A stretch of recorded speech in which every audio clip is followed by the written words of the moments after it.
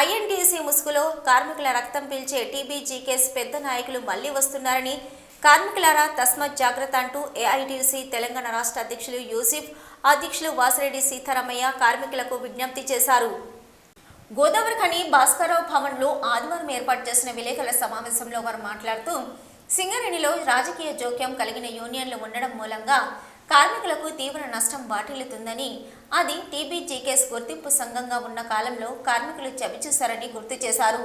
రాష్ట్రంలో బీఆర్ఎస్ అధికారంలో ఉన్నప్పుడు టీబీజీకేఎస్లోకి వలసలు వెళ్లిన నాయకులు అధికారంపై కాంగ్రెస్ పార్టీ అధికారంలోకి రాగానే ఐఎన్టీసీలోకి వలస వస్తున్నారని, అలాంటి నాయకులతో కార్మిక వర్గానికి ప్రమాదకరమని అన్నారు. గుర్తింపు సంఘంగా ఉన్నా లేకున్నా ఎప్పుడు కార్మికుల హక్కుల కోసం సమస్యలపై పోరాడే ఏఐటీయూసీని కార్మిక వర్గం ఆదరించాలని కోరారు.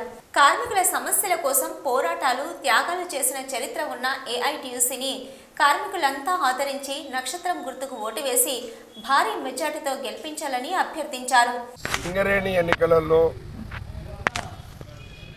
రాష్ట్ర ప్రభుత్వాల జోక్యం వలన ఆలస్యమైంది. గతంలో కూడా సింగరేణిలో రాజకీయ జోక్యం వలన సింగరేణి కంపెనీకి నష్టం జరిగింది, కార్మిక వర్గానికి కూడా నష్టం జరిగింది. కార్మికులందరూ కోరుకుంటుంది కార్మిక సంఘాల ఎన్నికలలో రాజకీయ జోక్యాలు ఉండకూడదని, ప్రభుత్వాల జోక్యం ఉండకూడదని కోరుకుంటున్నారు. ఈనాడు ఐఎన్టీసీ యూనియన్ గత 10 సంవత్సరాల క్రితం కాంగ్రెస్ పార్టీ ఓడిపోయిన తర్వాత సింగరేణిలో ఎక్కడ కూడా వాళ్ళ ఆఫీసు కూడా తీయలేదు. ఏ ఒక్క మైన్కి కూడా ఐఎన్టీసీ అని పేరు చెప్పుకుని నాయకులు రాలేదు, కార్మిక సమస్యల్లో పాల్గొనలేదు. ఇవాళ కాంగ్రెస్ గెలవగానే మళ్ళీ ఐఎన్టీసీ అని వస్తూ ఉన్నారు. గతంలో కాంగ్రెస్ ఓడిపోయిన తర్వాత కాంగ్రెస్లో ఐఎన్టీసీ నాయకులు అందరూ కూడా వాళ్ళ పెద్ద నాయకులతో సహా అందరూ టీబీజీకేఎస్లో జాయిన్ అయ్యారు. ఇప్పుడు టీఆర్ఎస్ ఓడిపోగానే మళ్ళీ టీబీజీకేఎస్లో ఉన్న నాయకులందరూ ఐఎన్టీసీలో జాయిన్ అవుతా ఉన్నారు. కార్మికులు అంటూ ఉన్నారు దొంగలు అందరూ ఒక దగ్గర చేరుతున్నారు అనేది వస్తూ ఉంది. కార్మికులు ఆలోచించి కార్మిక పక్షాలను నిలబడే కార్మిక సంఘాలని గెలిపించాలని, ముఖ్యంగా ఏఐటీసీ యూనియన్ గత 100 సంవత్సరాలుగా సింగరేణిలో గత 82 సంవత్సరాలుగా కార్మిక వర్గం కొరకు అనేక పోరాటాలు చేసింది. అనేక మంది నాయకులు ప్రాణత్యాగాలు చేశారు, అనేక హక్కులు సాధించారు కార్మికులకు. ఇవాళ సింగరేణిలో కార్మికులు అనుభవిస్తున్న ప్రతి హక్కు వెనుక ఏఐటీసీ యూనియన్ పోరాటం ఉన్నది, నాయకుల త్యాగం ఉన్నది.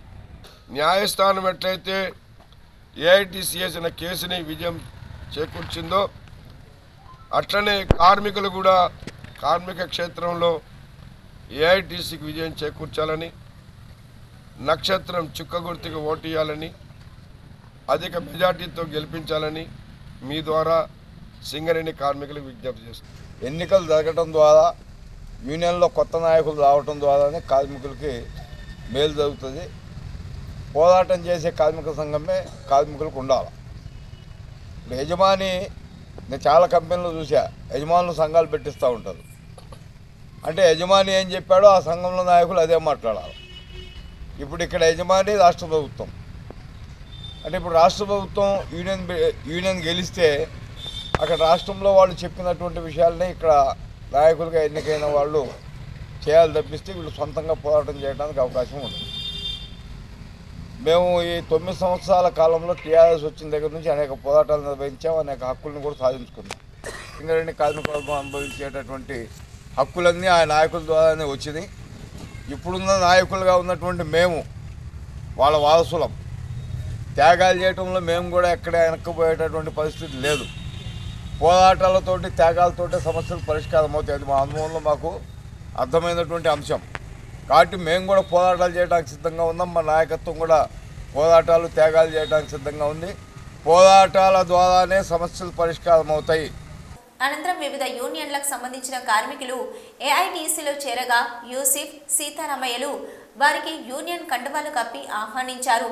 ఈ విలేకరుల సమావేశంలో ఏఐటీయూసీ నాయకులు మడ్డి ఎల్లగౌడ్, కె స్వామి, ఆరెల్లి పోసం, రంగు శ్రీనివాస్, ఎంఏ గౌస్, గోషిక మోహన్, వెంకట్రెడ్డి, నాగేందర్, సంపత్, సుగ్రీవ్, చక్రపాణి, సాయన్న తదితరులు పాల్గొన్నారు.